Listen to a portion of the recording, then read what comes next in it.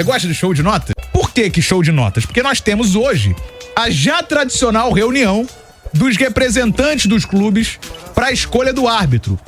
E aí ontem começaram a surgir algumas informações que a gente, é claro, carece de vê-las acontecendo.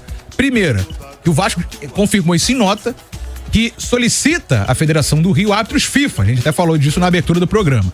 E uma outra informação é que o Vasco podia até, ou poderia até não ir para essa reunião de hoje para a escolha do árbitro, já que a FERJ passou a adotar isso nos clássicos. Os clubes indicam, né, a FERJ apresenta alguns nomes, os clubes indicam quais os árbitros que eles querem, ou qual árbitro que ele quer para apitar o jogo. Se não houver um consenso, tem sorteio entre esses nomes escolhidos. Se houver um consenso, até agora sempre houve o consenso em todos os últimos clássicos, né, aí se houver o consenso, o árbitro vai ser esse. A gente vai aguardar hoje. Ontem à noite, o Vasco soltou a seguinte nota. O Vasco agradece a disponibilidade da FERJ para dialogar sobre os erros no jogo dessa quarta-feira, assim como feito após o jogo contra o Bangu, quando foram reconhecidos de forma incontestável erros graves de arbitragem, mas também por isso entende que para esse episódio o caminho deve ser outro, pois a solução dos problemas crônicos que tem prejudicado de forma repetida o clube precisa ser conjunta, eficiente e rápida. Nesse sentido, o Vasco informa que buscará os meios oficiais formais e legais para garantir uma arbitragem justa e necessária à continuidade do campeonato. Ainda assim, reafirma o compromisso de trabalhar junto com a FERJ em parceria para melhorar a qualidade da arbitragem de forma sustentável e perene para as próximas competições. Fecha aspas. Isso ontem à noite, em resposta ao que a FERJ fez. A FERJ soltou um relatório já no fim da noite, no fim da tarde, na verdade, início da noite, falando sobre esses erros que a gente vem falando, ou possíveis erros, ou lances inconclusivos, né? Se eu falar de erro, assim, de forma direta, pode gerar mais polêmica. A gente já debateu muito isso aqui ontem, mas a gente tem que repercutir.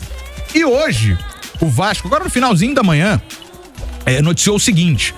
O Vasco falou o seguinte, abre aspas, o Vasco da Gama enviou ofício à FERJ solicitando arbitragem FIFA de fora do Rio de Janeiro para o jogo contra o Botafogo no próximo domingo. Caso não haja tempo hábil para tal, o Vasco solicita o reagendamento da partida, para que o pedido que visa a melhoria da qualidade e a garantia de uma arbitragem justa seja atendido.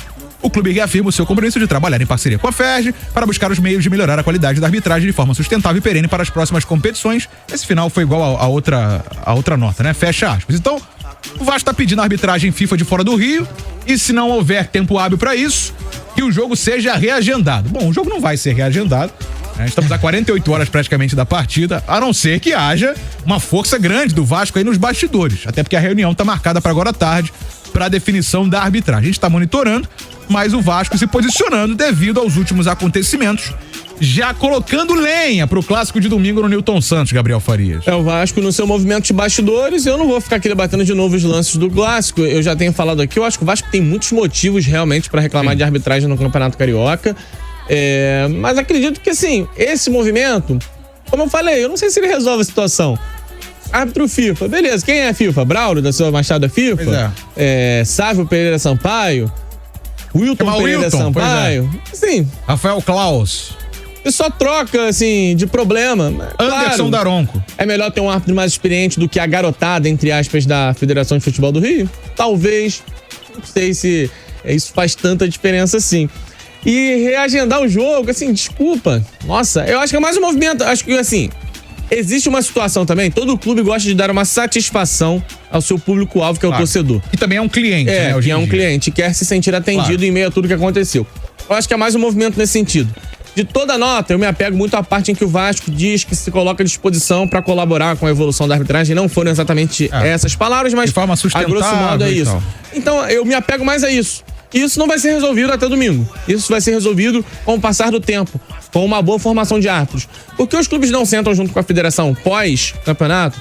E aí, federação, vamos tentar te ajudar na formação desses caras? Vamos equipar um pouco mais essa formação? O que vocês precisam? É dinheiro? Assim, eu sei que é complicado, porque a federação já fatura em cima dos clubes, em cima da renda dos clubes, dos jogos. De arbitragem é pago, né? Isso, e a federação tem até, não tô falando que isso é errado, a federação tem esse direito por lei, né? Claro. Então, assim, a federação ela já tem, em tese, mecanismos para investir na arbitragem, mas tá muito claro que isso não tá funcionando. Talvez seja experiência, né? Troca de experiência, os clubes com contato, sei lá. Será? Né? Assim, conversa com a federação. O que vocês precisam? Mas aí, gente, é deixar a vaidade de lado. Passa um mês do campeonato, todo mundo esquece, vai viver novos problemas, e aí no ano que vem os problemas se repetem. Tenta junto com a federação, os clubes têm que injetar alguma grana. Também precisa ser muito dinheiro, pelo amor de Deus. O Vasco não vai ficar pobre se injetar um dinheiro, se o Botafogo, se o Flamengo, se o Fluminense equiparem essa escola de arbitragem pra de repente o Rio virar um modelo. Olha que legal seria, cara. Imagina lá na frente, os árbitros do Rio de Janeiro dando salto de qualidade. Pelo amor de Deus, gente, parece que virou um hábito nosso odiar árbitro no Brasil. O árbitro virou inimigo, né, cara? Eu gostaria muito que esses caras fossem ótimos. Eu queria amar os árbitros do futebol brasileiro. A gente já fez muitos jogos de equipe de melhor investimento no Rio, de segunda, terceira, quarta, quinta divisão. A gente vê os árbitros crescendo, a gente conversa às vezes com os caras. E assim, é gente como a gente, é igual jogador, é gente como a gente. Então, o cara também tá trabalhando, pô, e tem a carreira dele. Uma atuação ruim não significa que o cara é ruim. É mal intencionado. O Bruno Mota Corrêa não tem mais chance de apitar bem. Eu nem entro no mal intencionado, eu nem entro nesse tópico. De ser ruim, sim. Porque eu acho muita covardia. Você sem nenhuma prova dizer que o cara é mal intencionado. É de uma covardia. Só no futebol que a gente faz isso, né? A gente sai acusando as pessoas, a grosso modo, a gente entre aspas, né? Eu particularmente prezo por não fazer isso e respeitar o ser humano. Mas assim, errar, ter uma atuação ruim, não significa que, pô, o Bruno Mota Corrêa, então ele não serve mais pra nunca mais apitar um brasileiro, jogo. Pô. Então vamos com calma, né, gente? Agora, entendo a revolta, a chateação, mas isso precisa ser trabalhado a longo prazo. Porque os clubes não sentam, formar bons árbitros. Trabalhar isso a longo prazo. Ah, mas não é responsabilidade dos clubes. Concordo, mas as federações não estão dando conta e os clubes são os prejudicados, cara.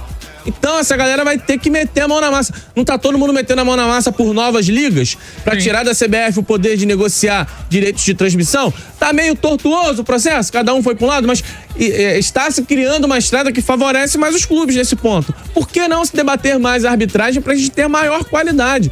Porque não adianta os clubes evoluírem, darem saltos de qualidade, negociarem, virarem SAF, negociarem direitos televisivos por bilhões e no fim das contas a arbitragem ser desse nível. Eu vou cobrar dos clubes, que são as vítimas também nesses casos, mas que têm de repente poder pra tentar mudar um pouco mais a situação. Tem informações importantes. Primeiro, Wagner do Nascimento Magalhães será o árbitro do clássico do próximo domingo. O cara que liberou o jogo ontem contra o Boa Vista. Nova Iguaçu e Boa Vista. Ele é dos melhores, tá? Então. É FIFA e é um dos melhores árbitros do Rio de Janeiro. Eu fiz um elogio, ele, então até de brincadeira, mas foi um elogio, eu já falei disso aqui, que ele... Desculpa, deveria ter parado o jogo ontem, não deveria ter permitido. Ele tem apitado os jogos com uma tranquilidade absurda, que parece que ele apita pelada, né? Mas é um dos melhores árbitros, sim, que nós temos no Rio. E, assim, esse é um ponto. Então ele vai ser o árbitro de domingo. Vou falar da reunião que aconteceu agora à tarde, a reunião foi às 3:30 da tarde, para definir o árbitro. Não teve representante do Vasco, o Vasco não enviou representante. E a FERJ agora, Botafogo. A FERJ agora diz que os clubes determinam o árbitro, só que o Vasco não quis participar dessa decisão, Exatamente. Os clubes determinam, se não entrarem em consenso, tem um sorteio. Mas eu tô olhando aqui porque o Vasco também acabou de soltar uma nota. Show de notas, né? Primeiro que no início da tarde a FERJ soltou uma nota para responder o Vasco e convidar o Vasco para poder participar de mais uma reunião e tal. E aí ainda agora o Vasco noticiou que protocolou no TJD o pedido de impugnação da partida contra o Fluminense. Não vai rolar, né, gente? Vou ler a nota completa aqui, abre aspas. O Vasco da Gama reitera seu compromisso de trabalhar em parceria com clubes e federações na melhoria da qualidade da arbitragem de forma perene e sustentável pelo bem do futebol e do Campeonato Carioca. No sentido de corrigir equívocos de forma transparente e justa, informa que protocolou no TJD pedido de impugnação da partida contra o Fluminense, a fim, prioritariamente, de anular os efeitos dos cartões aplicados em desacordo com as regras que geraram consequências danosas ao clube.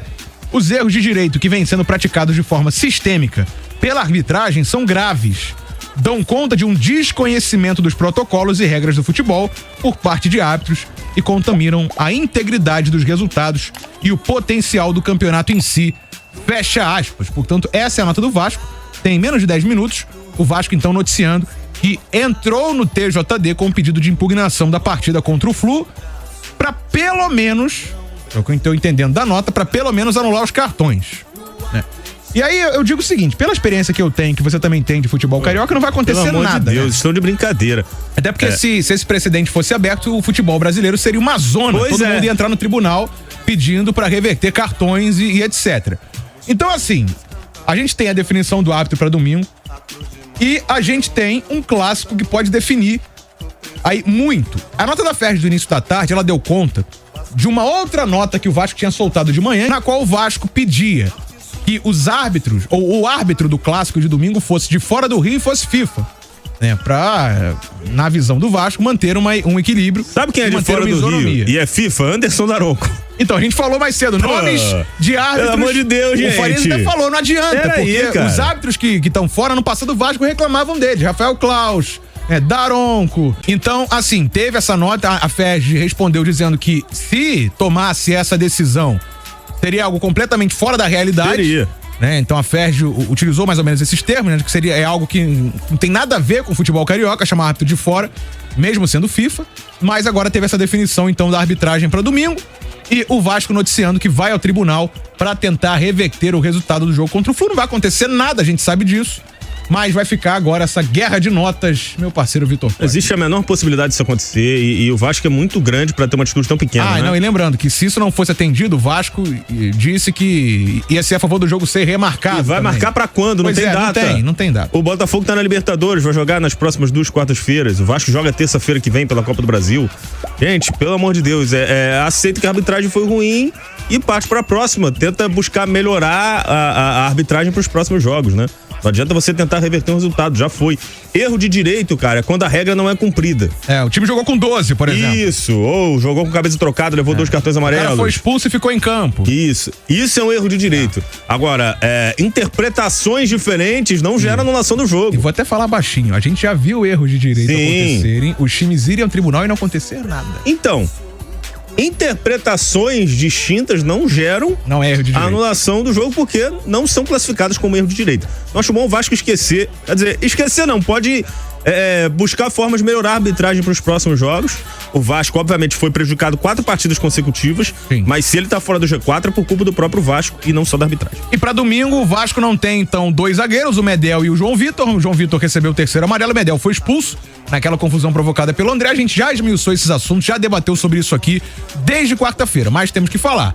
Para domingo, só tem o Léo, tem o Maicon e tem o Rojas, de zagueiros à disposição do Ramon e do Emiliano Dias. Como é que você iria com o time? Você pensaria com os 3 zagueiros mesmo? O Rojas na vaga do João Vitor e o Maicon na vaga do Medel. Mantém o que já tá sendo feito. O time tá muito sólido, Breno. Se você olhar os 2 clássicos, o Vasco sofreu muito pouco. Sim. Talvez tenha sofrido um pouco mais contra o Fluminense, mas porque o Fluminense é um time muito chato de se marcar, né? Contra o Flamengo sofreu muito pouco, teve o pênalti, inclusive foi até o Wagner Magalhães que apitou o jogo, né? O Vasco e Flamengo escolheram o Wagner pra aquele jogo. Ele apitou aquele pênalti, que foi pênalti, em cima do Arrascaeta, que o Gabigol perdeu, e o Vasco teve uma partida muito tranquila. Léo Jardim fez algumas defesas, mas nada muito absurdo, né?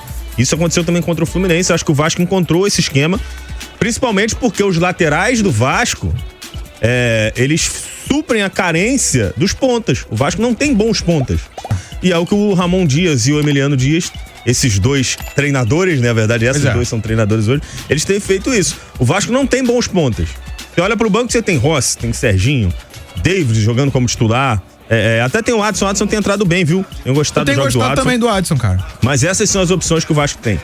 E aí, por isso, o que ele faz? Ele solta os laterais. O Paulo Henrique tem ido pro ataque com muita frequência. O Piton hoje é um dos melhores do Brasil pelo lado esquerdo. Grande cruzador. O melhor cruzador do Brasil.